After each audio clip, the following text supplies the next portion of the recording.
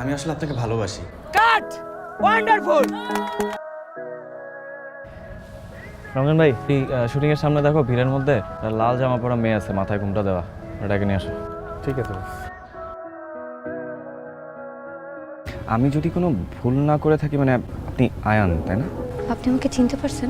কি আশ্চর্য, কেন চিনবো না? তোমার সাথে তো একদিন দুই দিন না, আমার 3-4 বছর কথা হয়েছে। অনেকদিন আপনার সাথে কথা হয় না তো। কিভাবে হবে? তুমি তো আমাকে ব্লক করে দিছো। আমি তো ধরেই নিয়েছিলাম যে তোমার বিয়ে শাদী হয়ে গেছে হাজবেন্ডের চাপে। এনিওয়ে, তুমি এখানে আমি আছি কিভাবে জানলে? আপনি তো এখন বড় সেলিব্রিটি। কি বলো? আচ্ছা, তুমি এক কাজ করো, তুমি তোমার নাম্বারটা আমার ফোনে উঠায় দাও, আমি তোমার সাথে পরে কথা বলবো। হ্যাঁ। হ্যালো, হ্যালো, আমি রনক। আমি জানি, কিভাবে? কারণ আপনার কণ্ঠটা অনেক পরিচিত তাই। সব হেয়ালি বাদ দিয়ে তুমি ঢাকায় কবে আসছো সেটা বলো। সেটা অনেক কথা, এত সময় আপনার হবে না। ঠিক আছে, তাহলে টাইম নিয়ে কথা বলি। কালকে ফ্রি আছি, বুঝছো? চলো একসাথে লাঞ্চ করি। কি ব্যাপার, এখন কি তোমার টাইম হবে না? হবে। ওকে, ডান। তাহলে কালকে দেখা হচ্ছে, আমি তোমাকে অ্যাড্রেসটা টেক্সট করে দিচ্ছি। সরি, আমি দেরি করে ফেলছি। It's okay. তুমি হুট করে আমার সাথে কন্ট্যাক্ট অফ করে দিলা কেন? 6 মাস আগে একটা রোড অ্যাক্সিডেন্টে আমার বাবা মারা যায়। বাবা মারা যাওয়ার পর আমার লাইফটা অনেক উলটপালট হয়ে গেছে। কোনো কিছু ভালো লাগতো না। মোবাইল ফোনও তখন ইউজ করা বন্ধ করে দিই। সেই কারণে আপনার সাথে যোগাযোগটাও বন্ধ হয়ে যায়।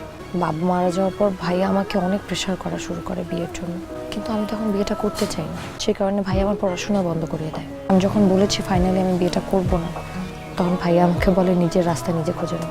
তারপর থেকে ঢাকায় আমার একটা চাচাতো বোনের বাসায় এসে উঠেছি। বাকি গল্প তো আপনি জানেন। তো প্ল্যান কি তোমার এখন? তুমি কিছু ভেবেছো? কি বলো?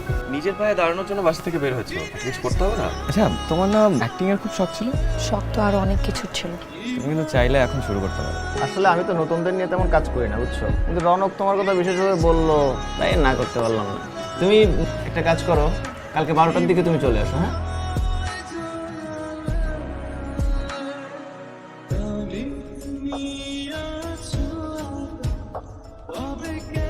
কি আশ্চর্য, তুমি আমাকে বলবা তো কি হয়েছে? আচ্ছা, প্রত্যেকটা মানুষ আপনার মতো ভালো হয় না কেন? শোনো, এই পৃথিবীতে খারাপ মানুষ আছে দেখেই জানোয়ার আর মানুষের মধ্যে তফাৎটা বোঝে। কি হয়েছে এখন বলো। আজকে জেডি ভাই আমাকে ওনার স্টুডিওতে ডাকছিল। নতুন একটা তেল কোম্পানি আসছে বাজারে, বুঝছো, ওদের প্রোডাক্ট লঞ্চ করার জন্য একদম সম্পূর্ণ ফ্রেশ নতুন মুখ চাই। তো আমি তো ফ্রেশ কিছু মডেলের সাথে তোমার ছবি পাঠিয়ে দিয়েছি। ওরা তো মনে করো তোমার ছবি দেখাই তোমাকে সিলেক্ট করে ফেলছে। তো একটা শর্ত আছে। কিরকম সত্যি? শর্ত তেমন কোনো শর্ত না, এটা শর্ত না। আসলে কাজ করতে গেলে অনেক সময় হয় না যে 50 বছরের একটা বুড়া বেটা, ও তোমার সাথে কি আরে আসি। চলো আসো।